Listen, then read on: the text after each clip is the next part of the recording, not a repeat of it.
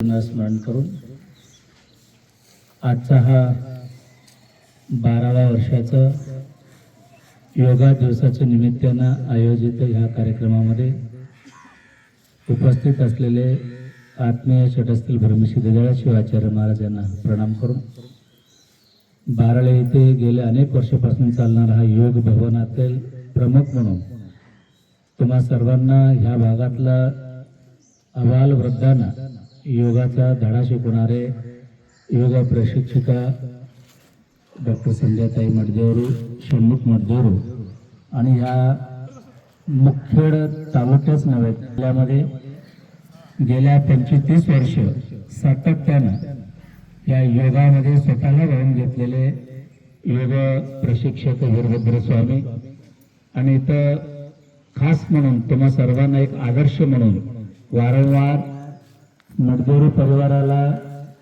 तन मन धनातून सेवा करून त्यांच्यासोबत खंबीरपणे उभा राहणारे या बाराळेचे मालक असे अम्मा देशमुखजी, सर्व साधक वृंद, माता भगिनी, नवतरुण, आजचा हा 12व्या वर्षाचा योगा दिवसाच्या निमित्तानं सर्वांना लाख लाख शुभेच्छा देतो.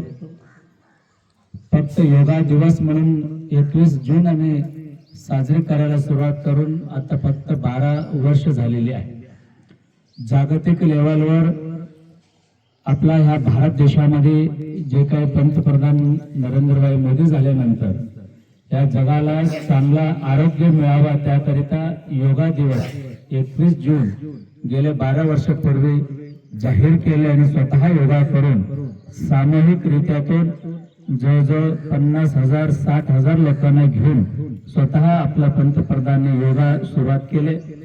त्या अनुषंगाने देशभरामध्ये जगभरामध्ये 21 जून म्हणजे हा योगा दिवस म्हणून वाडी तंडा खेडेगावापासून दिल्ली सारख्या शहरापर्यंत प्रत्येक शहरामध्ये आज योगा दिवस आनंदानं उत्साहानं आज संपूर्ण जग योगा दिवस साजरे करत आलेले आहे.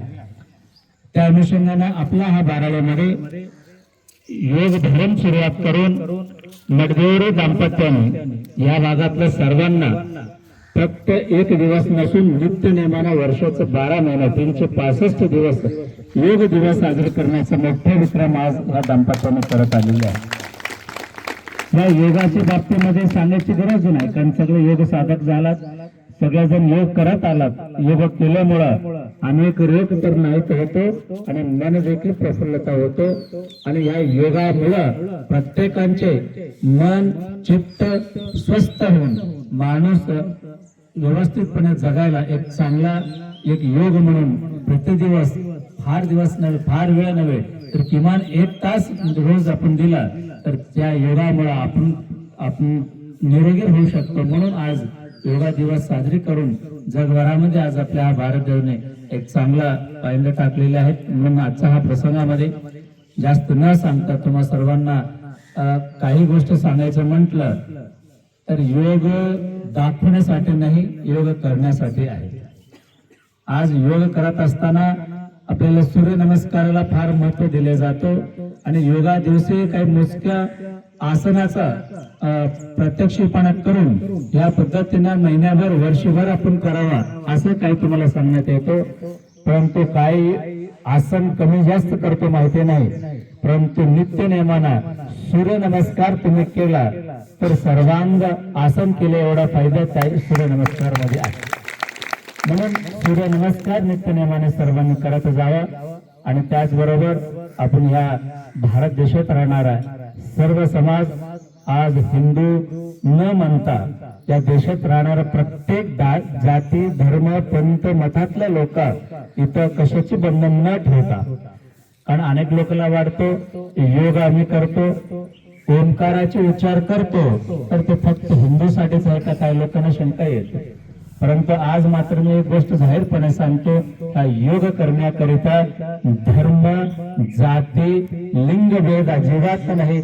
या जगात राहणारा प्रत्येक माणसाला देखील योग करता येतो. म्हणून सर्वांनी या हिंदूच्या विचाराच्या पलीकडे जाऊन सर्व लोकांनी योग केला पाहिजे अशा या ठिकाणी तुम्हा सर्वांना सांगतो.